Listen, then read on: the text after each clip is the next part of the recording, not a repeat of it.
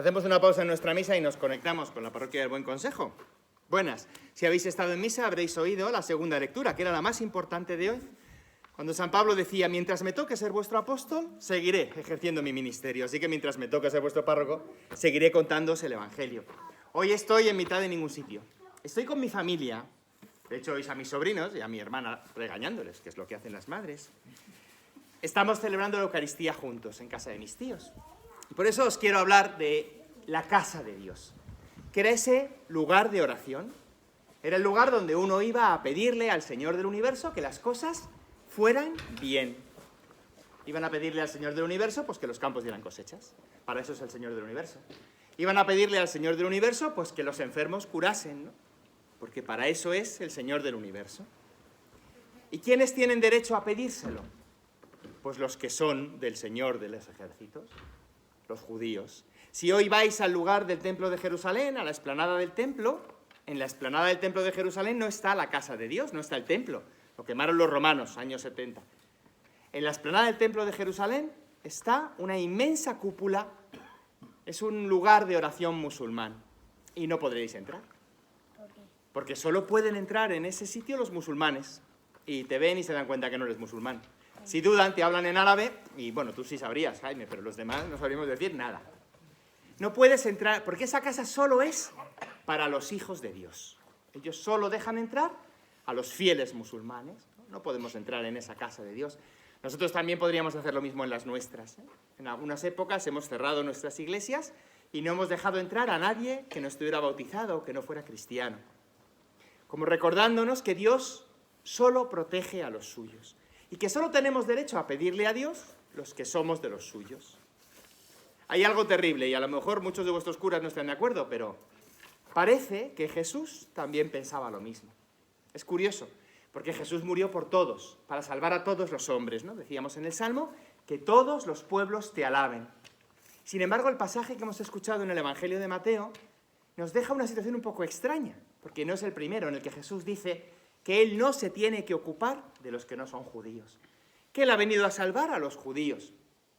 El texto de hoy, además, es extraño porque los apóstoles recuerdan que Jesús hace un milagro muy a su pesar, por lo pesada que es la mujer cananea. Para que entendamos mejor cómo se sentía Jesús con los cananeos, pues imaginad cómo se sienten hoy los judíos con los palestinos, ¿no? Nosotros tenemos la suerte de no tener odios en nuestras tierras. Bueno, Wendy nos entendería un poquito mejor, porque ella sí que tiene problemas con China. Porque sí que quieren quitarnos la tierra y quitarnos el espacio y echarnos. Es de Taiwán. Sí, pero sus problemas están con la República Popular, que no les respetan. Nosotros tenemos la suerte de que no tenemos grandes problemas territoriales, ¿no? Pero los palestinos y los judíos siempre han estado pegándose por ver quién era el dueño de la tierra. Y en este Evangelio Jesús parece que no quiere salvar a los enemigos de su pueblo. Es más nacionalista de lo que nos puede parecer. Me gusta este Evangelio porque nos hace entender que incluso Jesús hizo el plan de Dios sin estar muy convencido. Salvó a todos los hombres cuando Él a lo mejor solo quería salvar a muchos, es decir, a los judíos. ¿Y qué dice Isaías hoy, no? Isaías nos decía que la casa será casa para todos los pueblos. Que el Dios será Dios para todos los pueblos. Lo cual está muy bien, porque nosotros no somos judíos. Así que su casa será también casa para nosotros. Os decía al comienzo de nuestra Eucaristía que nosotros distinguimos en la casa que tenemos aquí, distinguimos entre los hijos y el perro. Kiko duerme fuera, pero come las migajas que caen de la mesa de los hijos. Forma parte, de alguna forma, de la familia. La mujer cananea, que hemos escuchado en el Evangelio, fuerza a Jesús mendigándole las migajas de los perros. Y hace dos cosas que a nosotros nos puede costar muchísimo hacer cuando le pedimos algo a alguien, ¿no?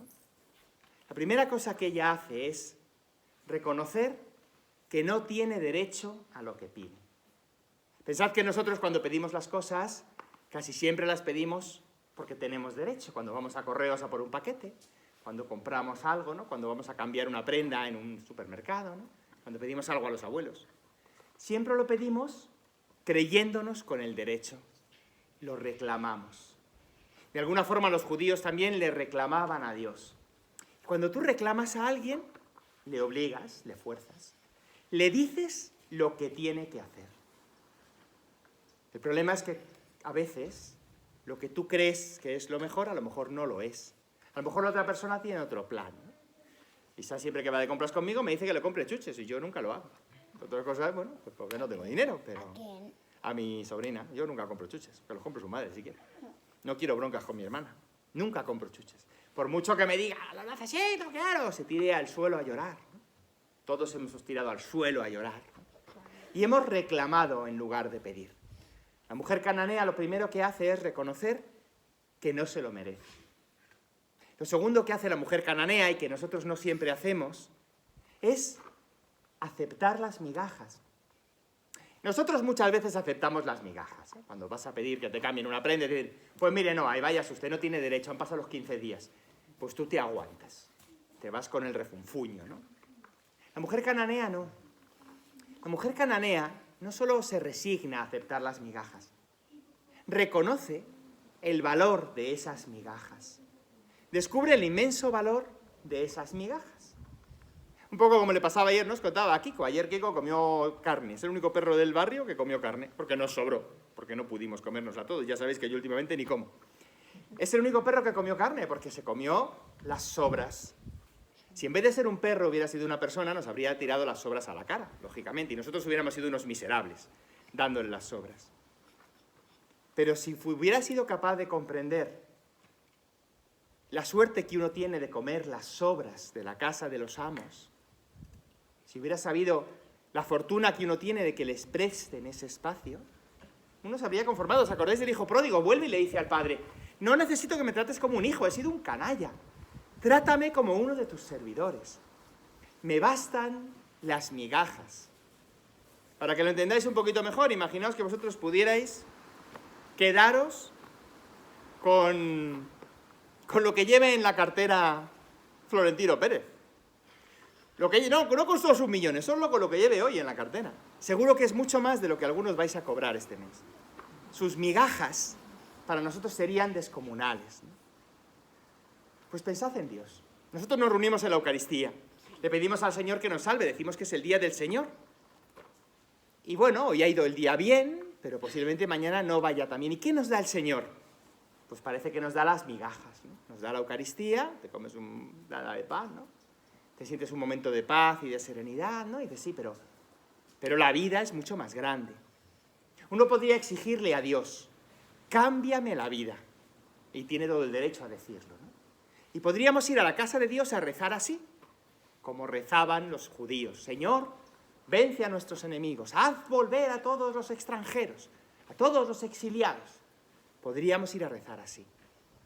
Podríamos reclamarle a Dios, y debemos hacerlo muchas veces.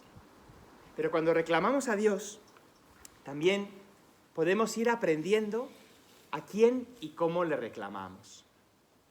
Os ponía esa expresión, se nos ha ido Diego, pero bueno, Diego siempre dice lo del te necesito. Y es muy bonito porque cuando Diego dice te necesito, lo que te está pidiendo es que le des un vaso de agua. Lo que te está pidiendo es que le subas, ¿no?, pues a una altura que no llega, o que le acerques al perro, bueno, o que juegues con él. Que son cosas muy importantes para Diego.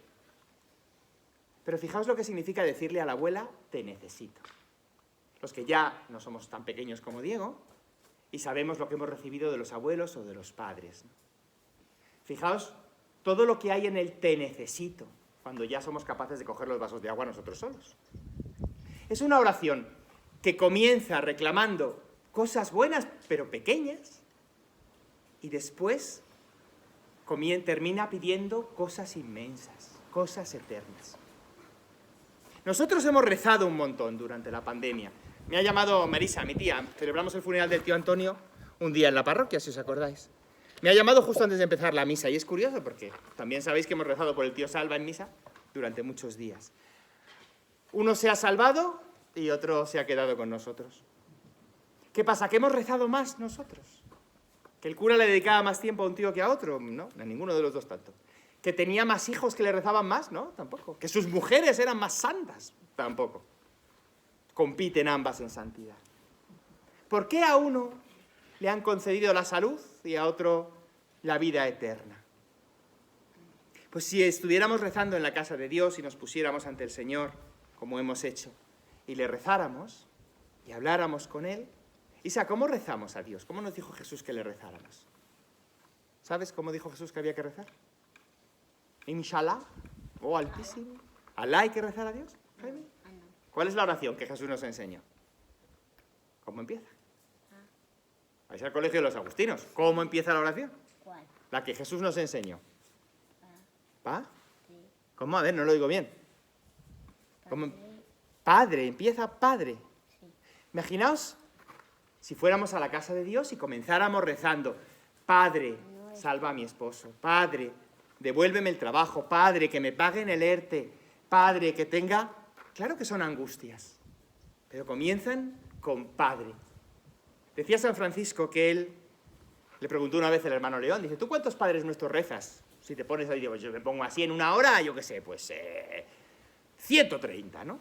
Dijo San Francisco: pues yo lo paso fatal, porque yo empiezo, digo la palabra Padre y ya me callo. No me atrevo a pedir más, pero no porque no me lo merezca.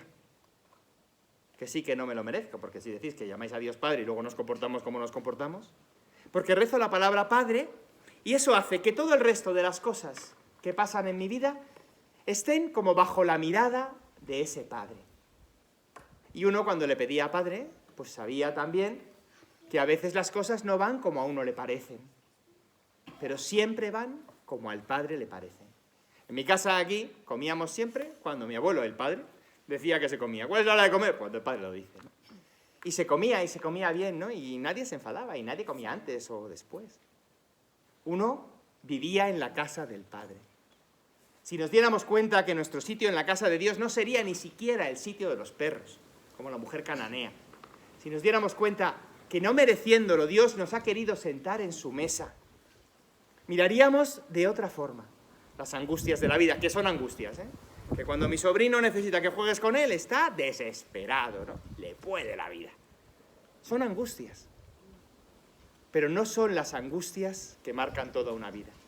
Si fuéramos capaces de hacer de la casa de Dios casa de oración, no porque recemos un montón de veces, sino porque al rezar dijéramos siempre, Padre, seríamos capaces también de estar dispuestos a vivir la vida tal y como viene, con la salud del tío Salva o con la vida eterna del tío Antonio.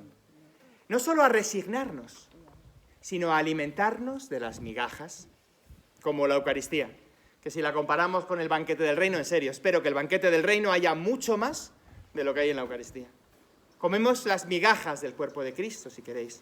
Comemos como la anticipación, como un símbolo de lo que vendrá después, o si queréis, una primera semilla de lo que vendrá después. Recibimos las semillas esperando a que germinen. Recibimos lo que recibiremos, pero todavía no, porque hay un camino que hacer.